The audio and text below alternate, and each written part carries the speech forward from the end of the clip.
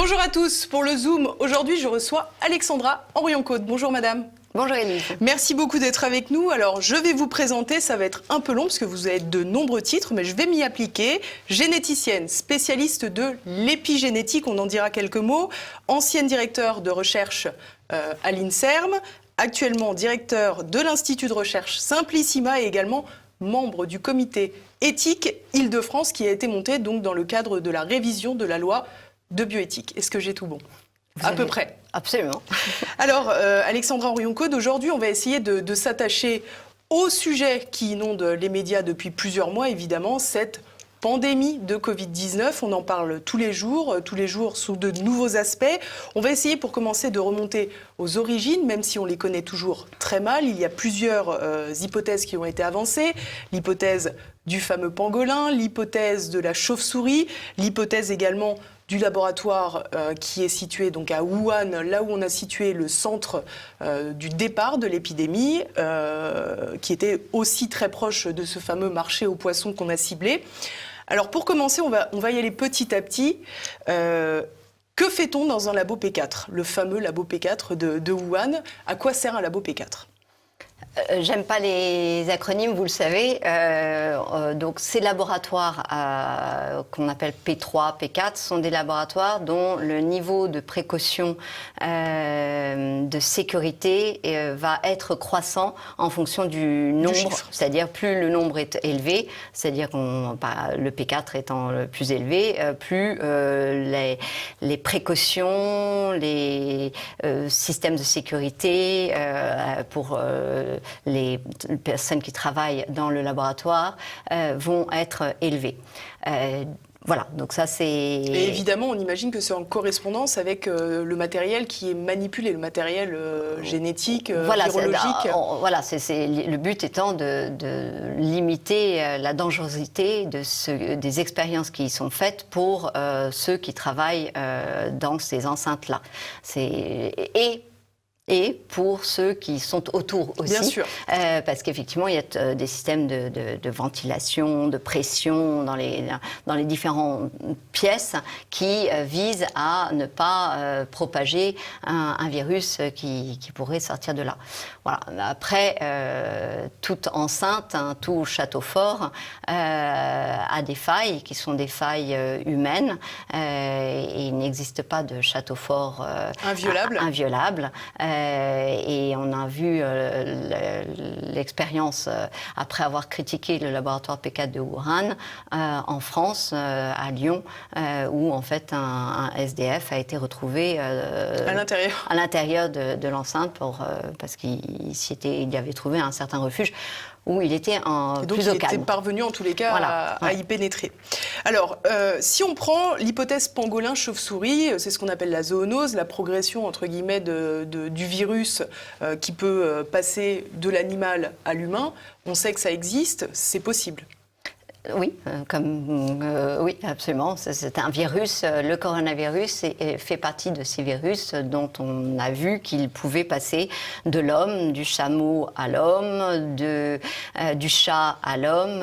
Et globalement, il circule beaucoup, par exemple, chez la chauve-souris, chez le furet, et puis aussi le fameux petit pangolin. Voilà. Alors, il a eu bon dos, le pangolin. On a vu aussi qu'il y avait d'autres théories, d'autres hypothèses. C'est d'ailleurs ce qu'a mis en avant le professeur Montagnier. On en a beaucoup parlé, puis plus du tout. C'est l'hypothèse d'une manipulation génétique. Alors, on imagine bien que dans ce type de laboratoire de haute sécurité, je vais essayer d'éviter les acronymes, moi aussi, on y manipule notamment des vaccins dangereux, évidemment. Est-il donc possible d'imaginer, là encore on imagine, est-il du domaine du possible que le Covid-19 soit issu d'une manipulation génétique? Alors, tout d'abord, Élise, je vous trouve bien curieuse. Parce que les scientifiques, on a l'impression qu'on a complètement déserté ce niveau-là d'investigation, que pourtant Didier Sicard disait il est très important que nous ayons une piste à peu près solide sur l'origine de ce virus. Mais alors ça, c'est tombé complètement aux oubliettes. Et donc, je suis très contente que vous en reparliez, parce que je pense que c'est important, parce que aujourd'hui, je n'ai pas la réponse à vos questions. Quelle est l'origine de ce fameux virus?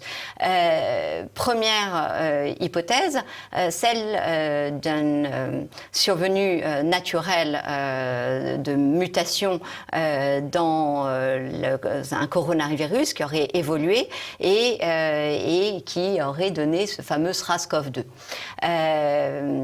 Ça, c'est une première hypothèse et qui aurait donc infecté des animaux et qui serait passé à l'homme. Deuxième possibilité, quand on regarde la séquence du génome de ce virus, on est immédiatement interpellé par l'existence de petites séquences qui sont un petit peu comme des petites signatures d'autres séquences qu'on connaît par ailleurs et qui confèrent des fonctions, qui donnent la possibilité à la machinerie des cellules de faire des choses avec ce fameux virus. Parce qu'un virus, c'est pas un être vivant. S'il est tout seul et qu'il bouge pas, il n'est pas capable de se répliquer. Il a besoin de vous infecter pour pouvoir être répliqué. Donc, il a besoin de votre machinerie cellulaire. Et là, ce qui est intéressant avec le SRAS-CoV-2, c'est que l'existence, il y a une petite séquence, pour moi, entre S1 et S2, qui est unique au SRAS-CoV-2. Dans l'alignement qui peut être fait sur tous les coronavirus dans toutes les espèces animales et humaines donc on pourrait se dire c'est arrivé par hasard, c'est un nouveau virus. D'abord, il est arrivé très miraculeusement à la jonction de deux segments de protéines S1, S2. Donc là, c'est déjà l'endroit est quand même particulier. Pourquoi ? Parce qu'en fait, c'est entre deux messages. Et donc, si jamais je donne une fonction entre ces deux messages, je vais pouvoir, par exemple, faire une coupure, ce qui est le cas, qui, du coup, donne à la capacité... Coupure tombe bien. La coupure tombe bien. Voilà, la mutation est opportune. Et qui plus est, à la limite, on pourrait se dire c'est par hasard, c'est tombé dedans. Mais l'autre chose qui est vraiment étonnant si on pense à une évolution naturelle, c'est qu'elle donne une fonction chez l'homme d'être reconnu par la machinerie humaine et justement, du coup, d'être possiblement répliqué. Voilà. Donc là, c'est vrai qu'on ne peut jamais exclure une évolution naturelle, mais véritablement, quand on regarde la séquence, ce qu'il y a de plus probable, c'est quand même un engineering, une manipulation que l'homme aurait fait pour créer des fonctions. En tout cas, il ne se serait pas pris autrement. Alors, qu'on comprenne bien, donc, il est possible que ça vienne de mutations qui viennent de l'animal.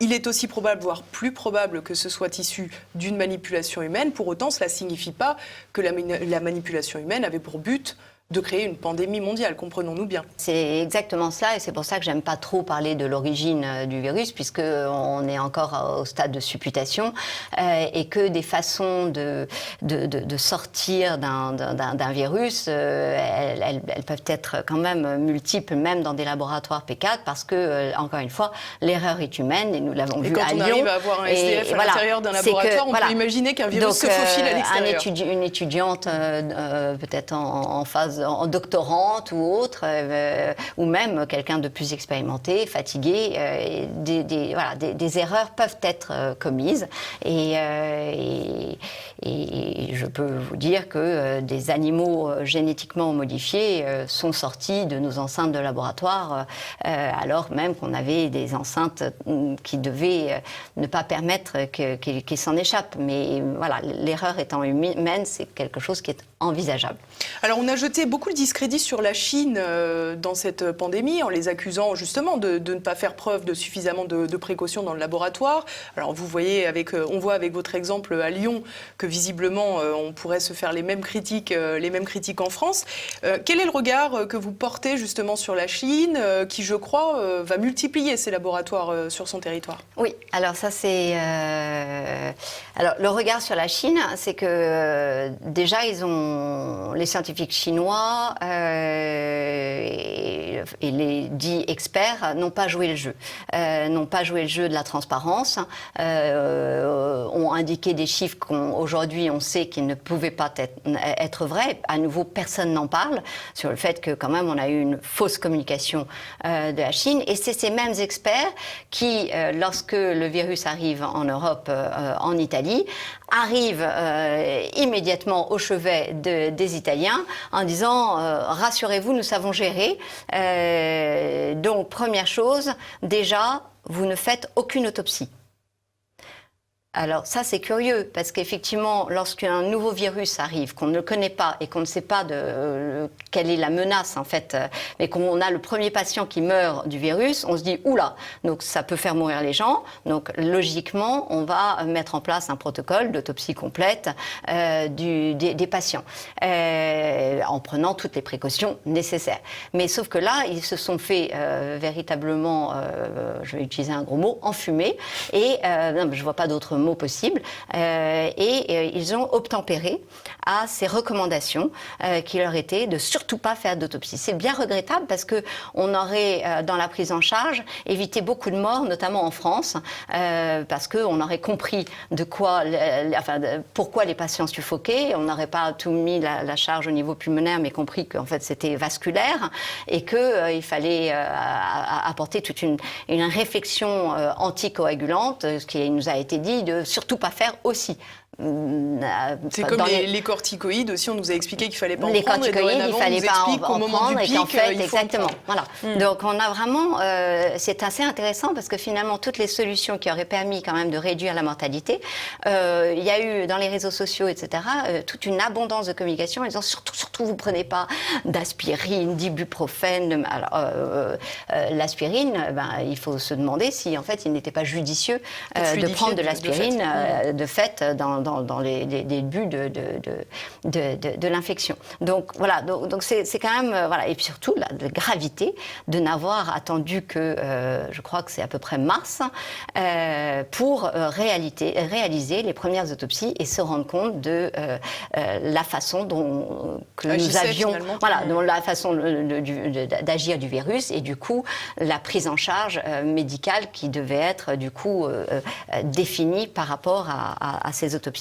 Donc ça, c'est encore un scandale dont je crois personne n'a parlé, ou enfin ça semble pas grave, alors qu'encore une fois, quand un nouveau virus arrive, tout de suite on dit, bon, vu que la salle d'attente est pleine, je vais regarder d'abord de quoi le patient est décédé, et voilà. Alors, vous l'avez dit, au niveau des traitements, on n'a pas non plus fait preuve d'une fulgurante perspicacité, c'est le moins qu'on puisse dire. On a eu beaucoup de débats, notamment avec les préconisations de Didier Raoult, le professeur Raoult, donc de l'IHU Méditerranée à Marseille, qui préconisait la fameuse hydroxychloroquine couplée à l'azithromycine, donc. Mais on a très peu parlé, finalement, on a parlé des facteurs de comorbidité pour les gens qui mouraient du Covid-19, mais on a très peu parlé finalement de la nécessité d'avoir une bonne hygiène de vie, d'être en bonne santé. Ça tombe pourtant sous le sens, mais les défenses immunitaires, de fait, fonctionnent mieux quand on est en bonne santé à la base. Ouais. Et puis on a eu aussi insuffisamment parlé de l'âge médian des décès, qui était quand même 80-81 ans, ce qui est quand même pas rien. C'est-à-dire que c'est quand même un âge finalement équivalent à l'âge des décès attendus. L'espérance de vie. À l'espérance de vie. Donc, et je ne comprends pas ça non plus. Pourquoi est-ce que personne n'en a parlé? C'est que finalement, les décès, dans la grande majorité, il faut dire qu'on a pu faire confiance aux EHPAD aussi pour remonter considérablement l'âge des décès. Je ne sais pas si les décès des EHPAD étaient pris en compte comme Covid-19 ou pas Covid-19. Donc, il faut voir aussi au niveau comptabilisation. De fin mars, je crois. À partir de fin mars. Donc, vous voyez, voilà, du coup, et du coup, dans l'absence de soins qu'ils ont reçus, ou ou la raréfaction, on va dire, de soins, et notamment affectifs, et on sait comme l'affectif est important pour les défenses immunitaires, c'est difficile de faire sa comptabilité là-dedans. Vous parliez du système immunitaire, et c'est un point absolument central, à mon avis, de toute cette crise. Pas crise Covid. Qu'est-ce qui est important? C'est quoi être en bonne santé? En fait, c'est que nous avons, quand nous sommes en bonne santé, nous avons la capacité de faire face à peu près tout virus, tout bactérie pathogène, et nous avons le système de défense qui nous a été donné pour le combattre. Et ce système immunitaire, c'est finalement un capital santé qui nous est propre. Et donc, et qui s'entretient. Et qui s'entretient en faisant du sport, hein, donc en évitant d'être confiné pendant 2 mois, en ayant une bonne aération, une bonne oxygénation, c'est-à-dire en évitant de mettre des masques, en ayant une bonne alimentation, c'est-à-dire en ayant la liberté de sortir, acheter tout ce dont on a besoin là où il le faut, pour avoir la diversité alimentaire qu'il nous faut. Vous voyez déjà ce que je viens d'énumérer, sur 3 points, c'est à peu près le contraire. On a le contraire, et donc on est là en définition même d'être en diminution du système immunitaire. Autre chose qui diminue fortement le système immunitaire, le stress. Plus, si je vous mets à nouveau en quarantaine dans une chambre de ce studio et que je vous fais peur à longueur de temps et qu'après je vous sors de ce studio, je vous garantis que votre système immunitaire a été affaibli et que vous risquez de tomber malade, non pas parce que vous étiez avec un facteur de comorbidité, mais véritablement parce que vous avez affaibli vos chances de combattre normalement le virus ou la bactérie. Et puis l'autre aspect, c'est que ces virus et bactéries peuvent venir de l'extérieur, mais ils viennent souvent aussi de nous-mêmes. C'est-à-dire qu'en fait, on crée des déséquilibres dans notre flore bactérienne ou virale qui font que, en fait, tout d'un coup, on va devenir malade. Alors, Alzheimer a même une piste de cette petite bactérie qui est déséquilibrée au niveau de la bouche et qui, du coup, monte dans le cerveau. Donc, vous voyez l'importance d'une bonne aération de la bouche pour éviter ces déséquilibres qui peuvent se créer et éviter des Alzheimer, des diabètes et autres maladies qu'on nous dit chroniques. Alors, je comprends ce que vous m'expliquez, mais on a l'impression que tout cela, c'est dans le monde idéal, avant crise, que finalement, tout ça, c'est de la prévention, mais que quand on est un peu au pied du mur, il y a quand même des moyens de protection à mettre en place. Et je pense évidemment au masque. Si on n'est pas évidemment obligé de courir avec un masque comme on peut le voir parfois dans la rue. Ou de conduire avec un masque. Ou de conduire avec un masque quand on est tout seul dans sa voiture. On peut peut-être considérer que les endroits effectivement surchargés en personnes, où l'aération ne se fait pas très bien, on peut considérer que les risques de contamination sont plus élevés et que la balance bénéfice-risque, là encore, penche peut-être davantage en faveur du masque, puisqu'on va le porter une demi-heure dans la journée. Alors, vous avez donné dans votre question les éléments de la réponse. Vous avez dit quand on est au pied du mur. Alors, je vous pose la question, Élise, est-ce que vous pensez qu'aujourd'hui, nous sommes au pied du mur ? En tous les cas, il semblait que le pays l'était au moment du 17 mars. Oui, mais là, on est d'accord qu'on est aujourd'hui. Et donc, aujourd'hui, on a l'avantage d'être aujourd'hui, ce qui fait que nous avons les chiffres et les observations de ce qui nous a précédé. Et donc, nous avons un petit peu plus de vision sur la prise en charge médicamenteuse qui finalement, où on voit que le cocktail d'un macrolide, d'une antibiotique macrolide de type azithromycine, de zinc et pourquoi pas, pour dire un gros mot, de plaquenil, a quand même un effet notable sur les patients lorsqu'il est donné au début de l'infection. Donc, Aujourd'hui, ça veut dire quoi? Ça veut dire qu'on sait quand même globalement traiter les cas de Covid. Deuxièmement, qu'il y a une raréfaction des cas de Covid, même si par les tests, on en diagnostique de plus en plus. Il ne faut pas faire l'erreur de penser que nous sommes toujours dans une épidémie. Si vous regardez ces courbes et ces dynamiques que je vous montre et qui sont vraiment très intéressantes, elles nous donnent justement cette dynamique et cette évolution. Qu'est-ce qu'elles représentent? Elles représentent le temps de doublement de morts. C'est-à-dire combien de temps il va me falloir pour que je double le nombre de morts.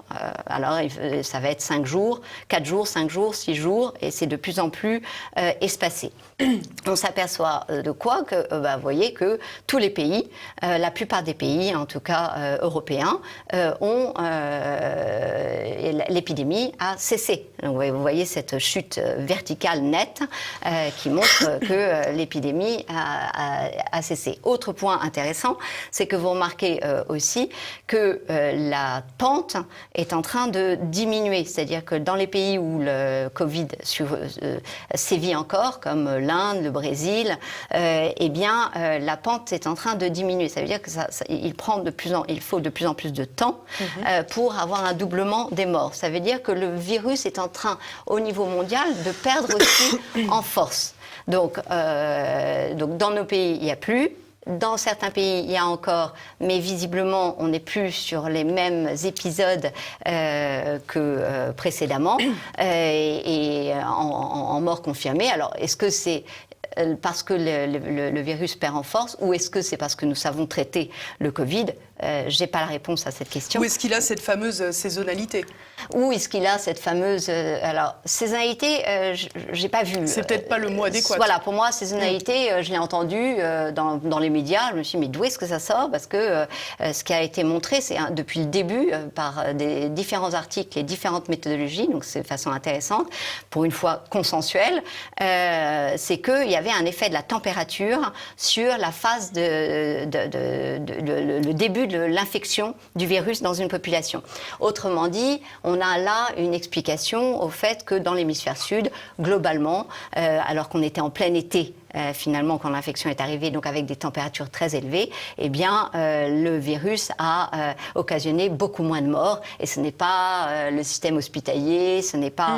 mais c'est véritablement l'effet température dont l'Australie, la Nouvelle-Zélande, certains pays les îles Maurice, la Réunion, ont bénéficié. Après, à Mayotte, il s'est passé quelque chose d'intéressant. Ils ont confiné. Alors ça, c'est très intéressant parce que du coup, ça a créé beaucoup plus de morts qu'il n'y aurait dû en avoir. Pourquoi? Parce que lorsque vous êtes confiné sous une tôle ondulée dans une case et que vous n'avez plus le droit de sortir, bien effectivement, là, vous diminuez fortement vos résistances et votre... Confiné en sauna, oui. Oui, confiné en sauna, ça n'a jamais été bon. Donc c'est un mode de vie où on est habitué à sortir. Ça m'amène à quoi? Ça m'amène au fait que sur cette gestion de crise, je ne comprends pas d'abord pourquoi on en fait autant alors qu'on peut raisonnablement se mettre à douter du mot même de pandémie quand on voit que finalement au niveau mondial, à mois équivalent sur les autres années, nous n'avons pas assisté à la surmortalité qui est attendue par une pandémie. Nous sommes aujourd'hui à 650 000 morts dans le monde, si j'en crois les chiffres. On peut penser aussi que le confinement qui a été pratiqué assez généralement a évité d'autres morts. Je pense ça, pour le coup, aux accidents de la route, basiquement, etc. Oui, ça, vous avez raison. Vous avez raison que pendant longtemps, mais je pense aussi qu'il y a eu une surmortalité pour le coup, et ça on le sait. Pour les chroniques, les maladies chroniques. Maladies vasculaires, beaucoup d'arrêts cardiaques, parce que justement, ou de cancer, parce qu'il n'osait plus se faire traiter, il n'osait plus aller à l'hôpital. Donc on a des effets, on en a dans tous les sens qui, à mon avis, se neutralisent les uns les autres. C'est-à-dire que oui, c'est éminemment complexe, mais en tout cas, on s'en fiche. L'idée, c'est de regarder, at the end of the day, à la fin de la journée, est-ce qu'on a eu une surmortalité ou pas? Elle n'est pas notable. Donc voilà. C'est pas la grippe espagnole, en tout cas, pour le moment. Mais c'est pas pour le moment, parce qu'en fait, je vous arrête, pardonnez-moi, mais c'est pas pour le moment, parce que vous voyez bien ces courbes que je vous ai montrées, c'est plus pour le moment. On arrête. Alors quand on est en train de nous dire il y a des scientifiques qui disent qu'il va y avoir une deuxième vague. Alors moi j'aimerais bien les confronter sur ce plateau ou sur n'importe quel autre plateau, ces scientifiques, parce qu'une deuxième vague qui suit une première vague d'une épidémie qui a la forme d'une cloche. Et qui fait une deuxième cloche dans la foulée, personnellement, je n'en ai pas rencontré. J'ai cherché, je n'en connais pas. Je ne dis pas que ça ne peut pas exister, mais vraiment, j'ai cherché beaucoup. Donc, en fait, ce qui existe en revanche, c'est qu'à des temps espacés, il puisse arriver d'avoir une autre petite courbe. Et en général, ces courbes-là sont des courbes bien moins importantes que précédemment et beaucoup plus limitées en géographie que les premières courbes. Donc, il faut arrêter avec cette idée de deuxième vague. Et donc, ce qui veut dire que quelle est l'indication, face à tout ce que je vous ai dit, de mettre un masque à une population qui a déjà eu son système immunitaire affaibli pour les raisons que je vous ai citées, notamment de ne pas finalement rencontrer d'autres personnes, donc finalement d'avoir cette espèce d'échange permanent qu'on a de nos bactéries, de nos virus, etc., qui est un flux naturel, qui est un flux même vital. On le voit chez le petit enfant qui, dès sa naissance, par les voies basses, il va se prendre une explosion, une bombe littérale. Bactériologique. Il a une attaque bactériologique. Et après ça, il a d'autres attaques bactériologiques. Si en plus il est mis au sein ou même avec les biberons, on essaye de stériliser, etc. Mais enfin, il a plein d'attaques bactériologiques. Et comme si c'était pas assez, de toute façon, dès qu'il va pouvoir avoir manger de la terre, il va manger de la terre, manger les clés, pardonnez-moi, et etc., etc. Donc en fait, il va porter à la bouche tout un tas de... C'est pas parce qu'il a des tics, c'est pas parce que c'est un grand malade de l'oralité, parce qu'il les tête pas, vos clés, votre trousseau de clés, il le suce. Donc on voit bien là qu'il s'expose. Alors je ne dis pas donner des clés dégoûtantes à tous vos petits bébés, mais on voit bien quand même qu'on a ce besoin. Et la personne âgée, de la même façon, elle a ce besoin. Je ne connais pas vraiment de personnes âgées qui n'aiment pas qu'on leur prenne la main longtemps. Je ne sais pas, alors j'imagine qu'il se passe quand même beaucoup de choses par le toucher, mais je pense qu'il y a aussi cette espèce d'échange dont ils ont besoin.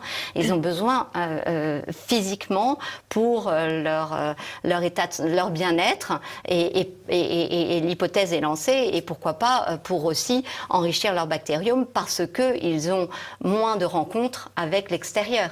Donc voilà, c'est assez paradoxal parce que c'est au moment où on découvre toutes les merveilles du fait que vous êtes plus de bactéries que de cellules humaines et l'importance de cette richesse qui est votre, on dit microbiome, c'est l'ensemble de toutes vos petites bestioles, et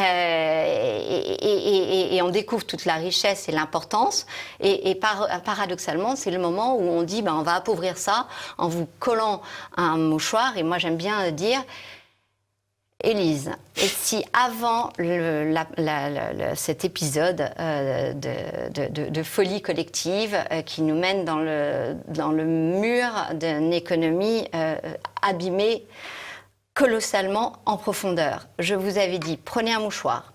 Certains mouchoirs, parce que vous êtes gentille, complaisante. Et obéissante. Je ne sais pas si vous l'étiez à l'époque. Maintenant, vous l'êtes devenue, ça c'est certain. Et je vous dis, crachez 2-3 fois sur votre mouchoir. Et là, je vous dis, maintenant, vous le gardez pendant 2-3 heures là, sur votre nez. Est-ce que vous l'auriez fait ?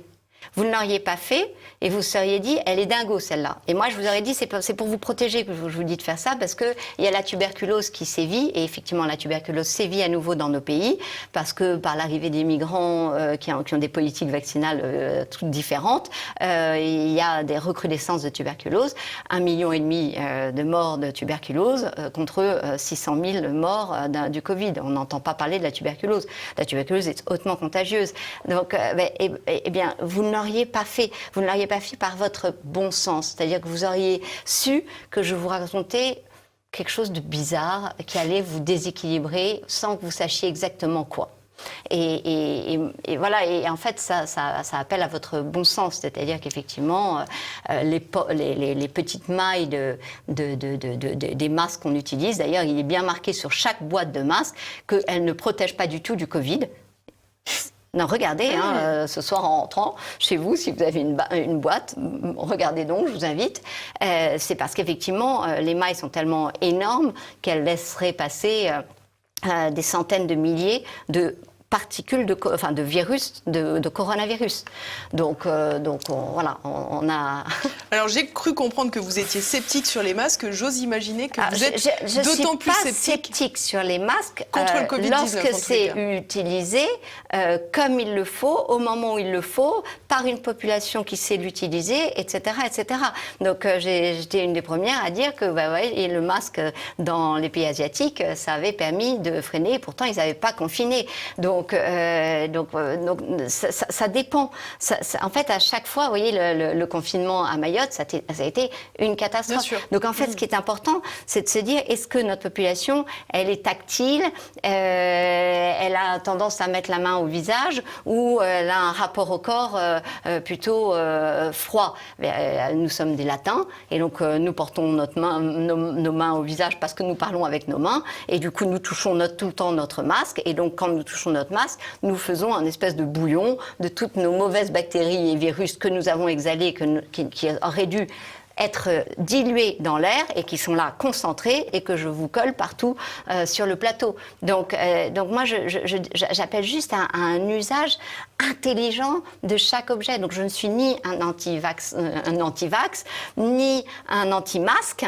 Je suis pour une évaluation des moyens adaptés et tenant compte de la culture et de la façon de vivre des gens. Et de la situation présente. Et de la situation, évidemment, du climat, de la température, de tout un tas de choses. Alors parlons, vous l'avez déjà sous-entendu, parlons évidemment de la question vaccinale, puisqu'on voit qu'aujourd'hui, il y a de plus en plus de vaccins qui viennent tout juste de naître, alors que l'épidémie de Covid-19 finalement a fait naître un virus qu'on ne connaissait pas il y a 6 mois.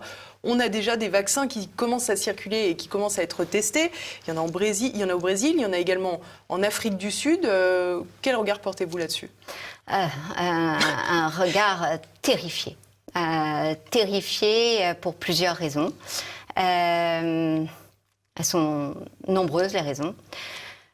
Je vais essayer de mettre de l'ordre dans la foultitude de raisons. Alors, il y a peut-être un premier aspect par lequel j'aurais dû commencer, si je peux me permettre. C'est une étude dont vous m'avez parlé notamment avant de commencer cet entretien, qui mettait en avant la question du vaccin contre la grippe notamment, mais aussi contre la méningite, dans certains secteurs de l'Italie, qui laissent transparaître des éléments troublants. Oui. Et je pense que c'est toujours intéressant d'essayer d'avoir des hypothèses sur tout. Donc l'hypothèse sur l'histoire, l'origine du virus, vous l'avez traité, mais l'hypothèse concernant la surmortalité dans le fait qu'une région du nord de l'Italie, qui est une région hautement avancée sur le plan, enfin très comparable, on va dire, à une ville comme Paris, et on compte les 2/3 des décès de toute l'Italie. Donc là, c'est vrai que ça doit alerter. Alors, est-ce que c'est la pollution ? Est-ce que c'est parce qu'ils sont plus âgés dans cette région-là que dans d'autres régions ? En fait, tout cela coexiste. Quand je vous dis est-ce que, il y a une surpollution, ils sont plus âgés. C'est la zone de Bergame, si je ne me trompe pas. C'est la zone de Bergame. Est-ce que c'est parce qu'ils ont des origines ethniques particulières, étrusques, avec des facteurs de coagulation des haplotypes différents, ça existe aussi. Est-ce que il y a un lien lorsqu'on a, en fait, ce qui m'a mis la puce à l'oreille, c'est quand on a parlé du lorage cytokinique. Lorage cytokinique, c'est un bien grand mot pour dire qu'en fait, il y a le système immunitaire part en explosion, exactement. Et on arrive à un orage cytokinique, typiquement quand on fait une interférence virale. C'est quoi une interférence virale ? C'est que y a des virus ou des bouts de virus qui vont se rencontrer au sein d'un même organisme. Et là, il y a une espèce de phénomène d'amplification, un peu comme l'inflammation est délétère. Et bien là, peut être délétère, parce qu'elle fait aussi partie du processus de cicatrisation. C'est cette inflammation, amplification de la réponse peut être délétère. Et donc, en fait, c'est Italiens du Nord. L'OMS avait regretté en 1980, je crois que ils ont publié en 99 et que leurs études dataient de 95, que l'Italie du Nord ne se faisait, étaient des méchants étrusques récalcitrants qui ne se faisaient pas vacciner contre la grippe. Et cette année, alors là, il y en avait plein les médias, ils étaient extrêmement contents parce qu'ils avaient eu 185 000 doses, ils avaient vraiment vacciné à un très haut niveau la population des plus de 65 ans en Italie. Ça, c'était en fin octobre. Vous pouvez trouver tout cela. 2019. 2019. Et puis, en janvier 2020, là, on leur dit, oh là là, il y a des cas de méningite qui arrivent. Donc, bam, à nouveau, vous vous faites vacciner contre la méningite. Et là, finalement, simultanément, puisque d'après le docteur, alors je ne me souviens plus de son nom, le docteur Remuzzi, qui est co-auteur quand même d'un récent article dans Lancet, lui dit que le virus on pourrait parler déjà... d'Ancet aussi, du coup, maintenant. Le virus sévissait déjà depuis octobre 2019, vu les spécificités de la pneumonie clinique qu'il a pu analyser. Eh bien, donc vous voyez un petit peu cette population âgée qui se retrouve dans un contexte idéal d'interférence virale. Et là, plus forte raison que personne n'a jamais nié finalement que quand on administrait un vaccin, il fallait le faire sur un organisme sain. En bonne santé, exactement, même si on a tendance à l'oublier. Ou de la même façon, lorsque vous avez été vacciné, il est important que vous ne rencontriez pas un virus dans la foulée parce que vous avez ce même phénomène qui peut survenir.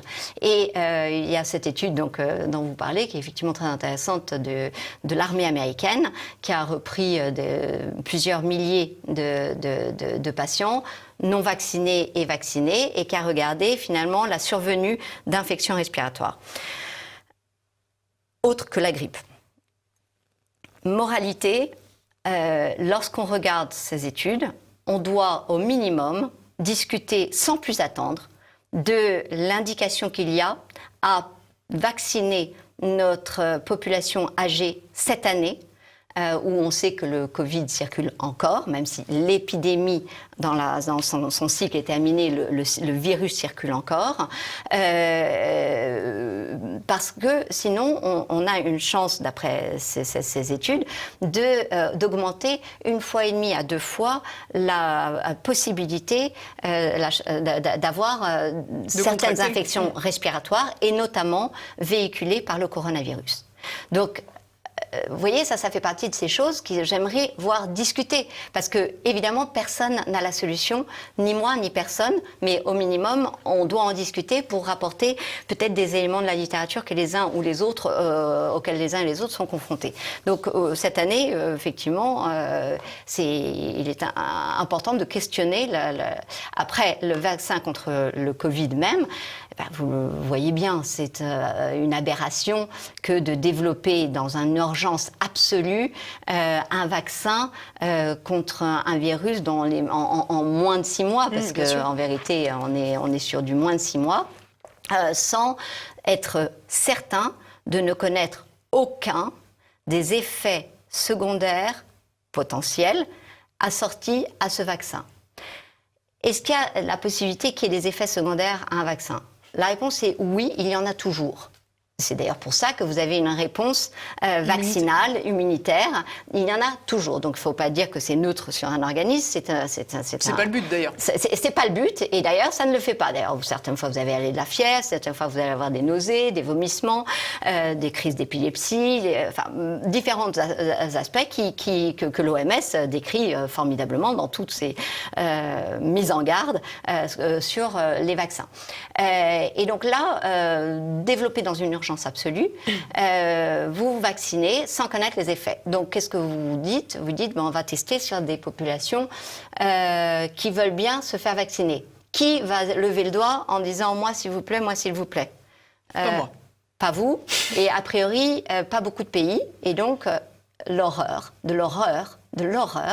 fait que on a choisi arbitrairement l'Afrique du Sud pour mettre en place une vaccination de force dans des centres tenus secrets.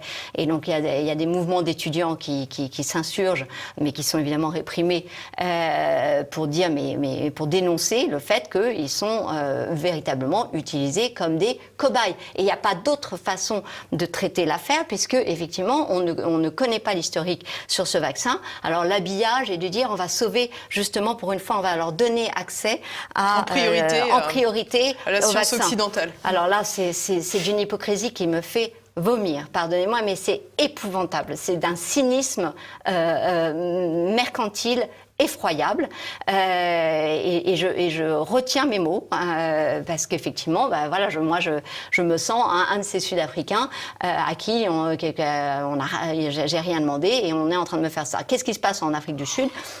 La courbe, elle est effectivement, l'épidémie sévit là-bas, mais elle est assez plate, c'est-à-dire elle laisse à penser qu'on va redescendre très logiquement, très naturellement, comme dans 100% des pays où il y a eu le Covid-19. Il n'existe pas de pays où on est continué l'épidémie est continuée à flamber bien longtemps. À chaque fois, il y a cette même courbe qui... Donc voilà, vous voyez, ça c'est un premier niveau de danger. Le deuxième, comme le Covid a sévi d'une façon aussi à circuler chez les patients sans créer véritablement de symptômes, c'est-à-dire ce fameux asymptomatique, ce qui veut dire que globalement j'ai pas trop l'air malade, eh bien pas de souci, vous pouvez me tousser dessus. Non, je me permettrai pas. Mais j'ai pas le Covid. Moi, je crois pas. Mais, par rapport à la fameuse, je suis en bonne santé. Non, mais voilà. On va faire des soirées pyjama tous. Exactement, pyjama party.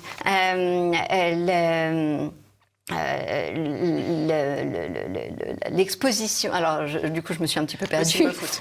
Non, c'est pas de faute. L'exposition des asymptomatiques au Covid est réelle. C'est-à-dire que c'est pas parce qu'ils n'ont pas eu de symptômes qu'ils n'ont pas eu le Covid.